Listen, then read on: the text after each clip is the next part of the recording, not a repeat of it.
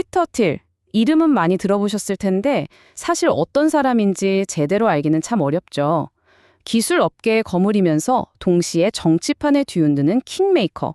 오늘 이 수수께끼 같은 인물 피터 틸에 대해 한번 제대로 파헤쳐 보겠습니다. 단순히 기술계의 아이콘? 아니면 정치계의 킹메이커? 어쩌면 세상을 내다보는 예언가일까요? 도대체 피터 틸이라는 사람은 누구일까요? 자, 바로 이 질문이 오늘 우리가 함께 풀어볼 거대한 퍼즐의 시작입니다. 피터 틸을 한마디로 딱 정의하기가 어려운 게 이 사람 자체가 모순 덩어리예요. 한번 보세요. 미래 기술의 심장부인 실리콘밸리 출신인데 트럼프를 지지하죠. 최첨단 인공지능을 다루면서 또 한편으로는 아주 오래된 종교적 신념을 가지고 있어요.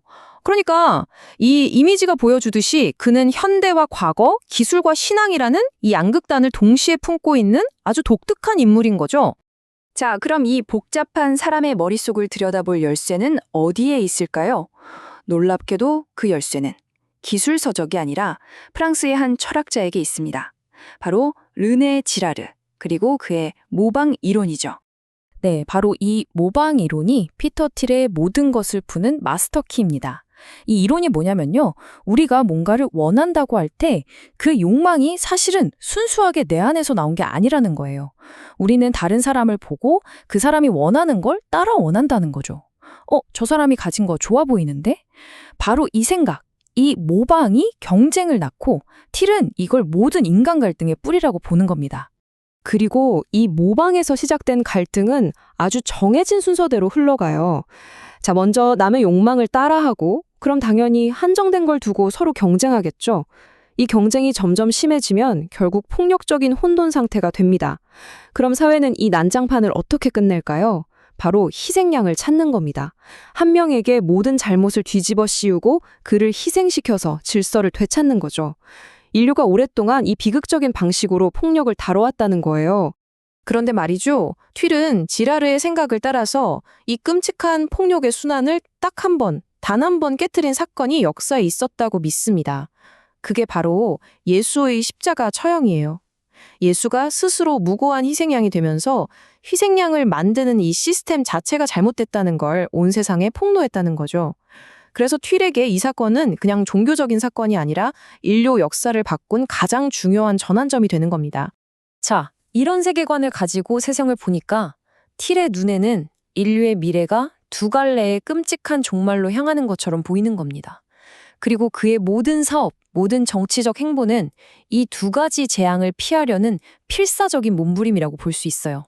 이 슬라이드가 그가 피하려는 두 가지 종말을 아주 명확하게 보여주는데요. 왼쪽의 아마겟돈은 뭐냐?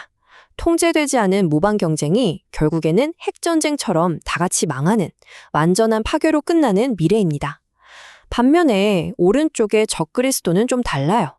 이 혼돈이 무서우니까 이걸 막겠다고 엄청나게 강력한 단일 세계 정부가 등장하는 거예요. 폭력은 맞겠지만 대신 모든 자유와 개인의 신념을 억압하는 끔찍한 통제 사회가 되는 거죠. 틸한테는 이 둘 다 최악의 시나리오인 겁니다. 그렇다면 대안은 뭘까요? 혼돈도 안 되고 완전한 통제도 안 된다면 틸이 내놓은 답이 바로 제3의 길입니다. 기술과 정치를 아주 영리하게 사용해서 저 두 가지 종말 사이로 아슬아슬하게 길을 내는 거죠. 그가 하는 모든 일들은 사실 이 목표를 향하고 있다고 봐도 과언이 아닙니다. 틸에게 기술은 양날의 검 같아요. 그 자체로 좋고 나쁜 게 아니라 어떻게 쓰이냐에 따라 갈리는 거죠. 예를 들어 소셜미디어. 이건 끝없이 남과 나를 비교하게 만들고 시기심을 부추기니까 모방 경쟁을 악화시키는 나쁜 기술입니다. 반면에 생명 연장 기술은 어때요? 인간의 숙명인 죽음이라는 한계를 넘어서게 하잖아요. 또 그가 만든 회사? 펠런티어의 기술은? 거대한 세계 정보 없이도 데이터를 통해 혼돈을 미리 보고 막을 수 있는 질서를 위한 좋은 기술이라고 보는 겁니다.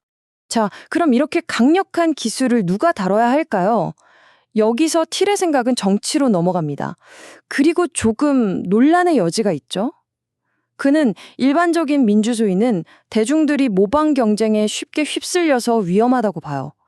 그 대신 특별한 덕성을 갖춘 소수의 엘리트가 이끌어야 한다고 주장합니다. 이 말이 틸의 생각을 아주 잘 보여줍니다. 강력한 기술을 다룰 방법을 찾는 게 가장 위대한 과제다. 그리고 이건 오직 높은 덕성을 지닌 정치인만이 할 수 있다. 여기서 말하는 높은 덕성은 그냥 똑똑하거나 능력이 있다는 뜻이 아니에요.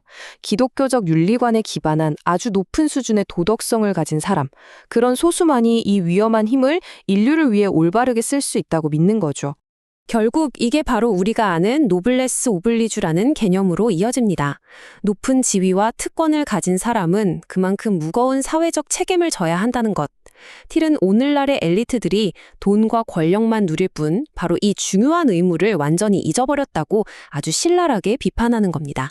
자, 이제 정말 거의 다 왔습니다. 이 복잡하고 거대한 퍼즐의 마지막 한 조각을 맞춰볼 시간인데요. 정말 놀랍게도 그 마지막 조각은 아주 유명한 일본 만화 속에 숨어 있습니다. 네, 잘못 들으신 게 아닙니다. 틸의 이 엄청나게 복잡한 세계관이 놀랍게도 우리가 잘 아는 만화, 원피스의 세계관과 소름 돋게 닮아 있다는 겁니다.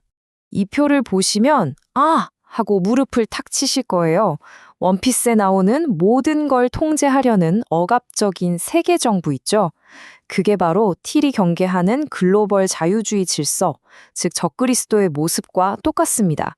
그리고 이 거대한 체제에 맞서서 진정한 자유를 찾아 모함을 떠나는 주인공 루피와 동료들은 바로 이 세계 국가에 저항하는 덕성 있는 소수의 개인과 집단을 상징하는 거죠.